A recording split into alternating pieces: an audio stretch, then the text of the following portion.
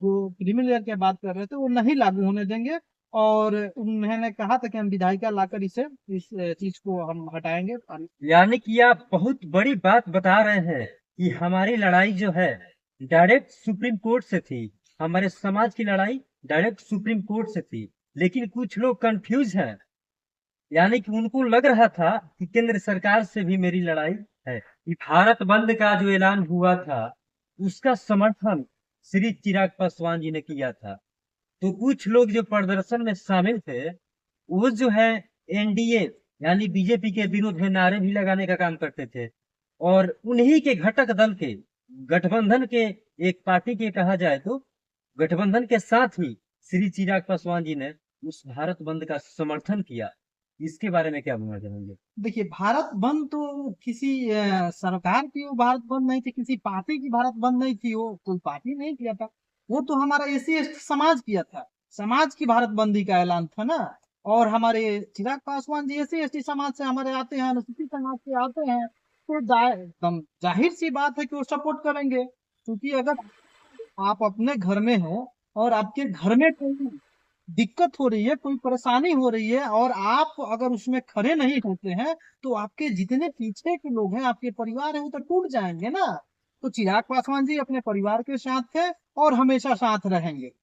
ये तो है। और रही बात कि आप बोले कि उसमें कुछ लोग हैं जो भारतीय जनता पार्टी के नारा लगा रहे थे। देखिए, हर समुदाय में कुछ ना कुछ असामाजिक तत्व के लोग रहते हैं।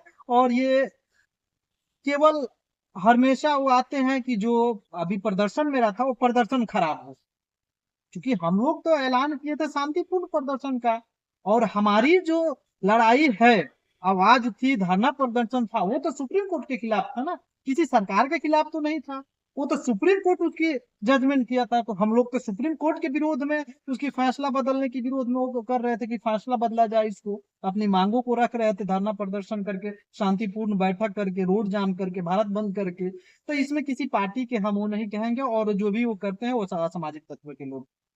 यानी कि आप बहुत बड़ी बात बता रहे हैं कि हमारी लड़ाई जो है डायरेक्ट सुप्रीम कोर्ट से थी। हमारे समाज की लड़ाई डायरेक्ट सुप्रीम कोर्ट से थी। लेकिन कुछ लोग कंफ्यूज हैं। यानी कि उनको लग रहा था कि केंद्र सरकार से भी मेरी लड़ाई है। इसके बारे में क्या बोलना जी, चाहेंगे? ऐसा नहीं है। देखिए, केंद्र सरकार से अगर होती तो हमारे चिराग पासवान जी ने सभी सांसदों को बैठक बुलाकर माननीय प्रधानमंत्री जी के समक्ष अपने बातों को रखें। और उसके बाद उनसे ये आग्रह किए कि ये चीजें नहीं होनी चाहिए। क्योंकि जो एससी एसटी में वर्गीकरण है, क्रीमी लेयर है, जो क्रीमी लेयर की बात करते हैं, आप देखिए उस समय हमारे लोग कितने परसेंट आगे बढ़े हुए हैं। माने 1%, 100 में अगर बात करें तो 1% लोग बढ़े हुए हैं। और जो आगे बढ़े हैं, अगर उन्हीं को हम पीछा कर देंगे, तो जो पीछे वाले लोग हैं उन्हें आगे खींच के कौन लाएंगे? कोई तो होना चाहिए ना आगे लाने के लिए। अब कितनी हमारे जो समाज है उनको ये भी पता नहीं है कि आरक्षण क्या है, आरक्षण कितने कितना क्या मिलता है, तो उन्हें तो बताने वाला लोग चाहिए। कल ये सुप्रीम कोर्ट की मानसिकता है कि अगर इस हम जो आगे बढ़े हुए लोग हैं उनको अगर हम हटा देते हैं, ये जो बैक फुट पर लोग हैं, वो कल आरक्षण छोड़ देंगे, क्योंकि उनको जानकारी नहीं है। और वो आरक्षण, उसमें क्या होता है, देखिए आरक्षण में एक बात होती है कि अगर एसी एसटी की सीट जो होती है, मान लीजिए सपोज 20 सीट है किसी आरक्षित सीट है 20 सीट, उसमें से हमें 10 आरक्षित सीट पे हमारे जो जानकार हैं वो अपना कोई भी कंपटीशन या रिजल्ट होगा, कुछ भी वो अपना हिस्सा लेते हैं, ठीक है। उसके बाद जो 10 बाकी सीटें हैं जिसमें कोई जानकारी नहीं है, जो नहीं भरा जाता है, उसको क्या किया जाता है, उसको जनरल कर दिया जाता है। और जनरल में बाकी जो लोग हैं वो अपना भर लेते हैं। जनरल में देखिए, एक तो 85%, 85% में कितनी आबादी है, 27 + 22, कितनी हो गई आपकी? कितना? 27% ओबीसी को मिल जाती है और 22% हमारे एसी एसटी समाज को मिलती है। इसमें से इसके बाद 85% में इतना आपको हम बता देते हैं कैलकुलेशन करके, ये कितना हुआ।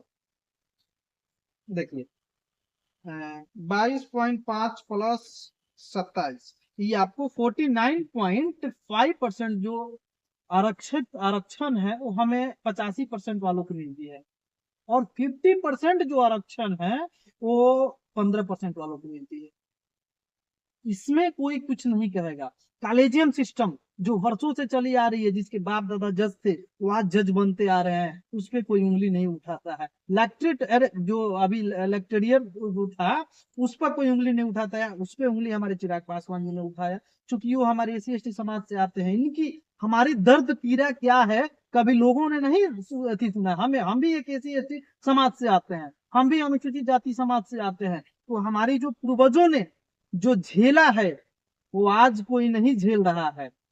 अगर उस दिन को अगर उनके पूर्वज झेले होते हैं, तब वो आज वो आरक्षण के विरोध में खड़े नहीं होते। कोई भी सुप्रीम कोर्ट अगर जाते हैं तो देखिए, कहने का मतलब जहां तक हमारा समाज जो SC ST हमें आरक्षित सीट मिली है, आरक्षण मिला है, वो जातीय भेदभाव के आधार पर मिला है ना। हमारे समाज में आज भी बहुत सारे ऐसे जगह है जहां हमारे जात से लोग देह नहीं छुआते हैं, उसकी छुई पानी नहीं पीते हैं। अगर वो घोड़ी पर चढ़ता है हमारा SC ST समाज, दलित समाज, तो उसको जान से मार दिया जाता है। मूछ रखता है तो उसको जान से मार दिया जाता है। अगर पानी के घारा छू दिया जाता है तो मार देता है। अगर क्लास में बैठ जाता है तो पीट के निकाल दिया जाता है। ऐसी कई अनेकों घटना आज के जनरेशन में आपको सुनने को मिलती है। तो कहीं ना कहीं लोगों की मानसिकता ये है कि ये दलित समाज है, ये छोट कास्ट के लोग है, अगर हम आरक्षण खत्म कर देते हैं तो हमको तो वहां तक कोई जाने ही नहीं देगा, हमारे समाज के पीछे ही लतिया के बाहर कर देगा।